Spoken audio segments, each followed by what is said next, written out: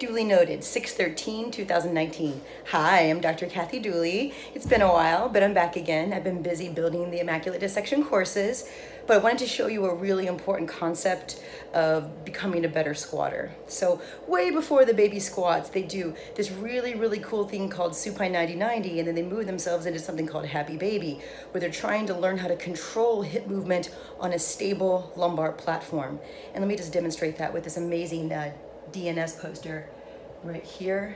You can see that the baby is developing supine 90-90 position, neck long, chin tucked, chest wide, ribs down, hips even, and they're trying to learn how to keep this tabletop position, and then they eventually start to move their hips a little closer to the knees, still keeping this lumbar spine stable, and then they move into the happy baby here. And so the happy baby, as I see most people do it, is actually training bad positions, bad mechanics in the squat. Notice how the baby here and the woman here keep most of the lumbar spine on the ground and even the sacral base. You can see that the waistband of her britches are actually on the ground. And you can see the baby is still maintaining some of the lordosis even though they're going into a lot of hip flexion. So that's something that people are missing at the bottom of their squat, and they do the dreaded butt wink, which puts them in severe compromise of the lumbar spine and also encourages hip impingement.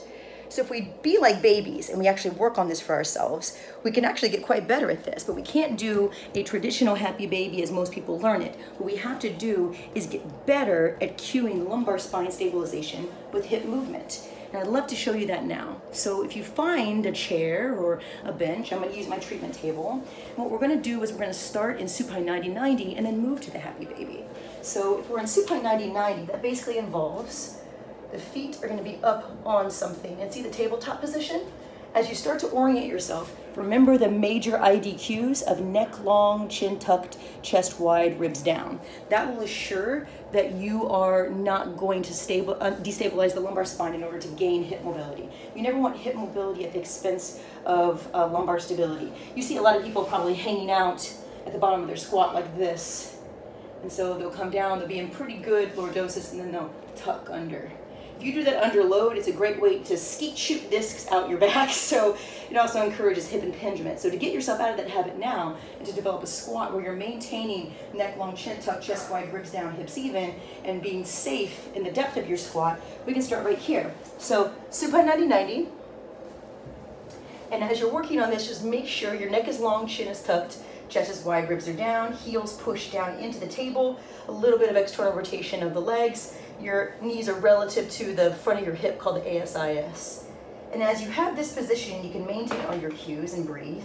You just lift your heels off and put your hands on your thighs to see if you can feel the obliques kind of setting you into space. Do not push the low back into the ground and do not hyperlordose. Remember, there should not be a gap that you can see through the other side, but there also shouldn't be a lift of the buttocks off of the floor yet, and there shouldn't be a lift of the shoulders off. Maintain your lumbar curve. You earned it and took a long time to earn it. So neck long, chin tuck, chest wide, ribs down, still here.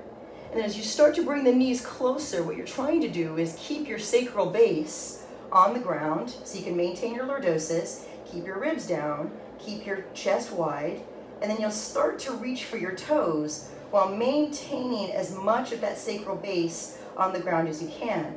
And most of the sacrum is going to be lifting off the ground now as you bring the knees towards the chest. But look how much more control I have than just lifting the buttocks off of the ground. That's going to get you a butt wink in your squat.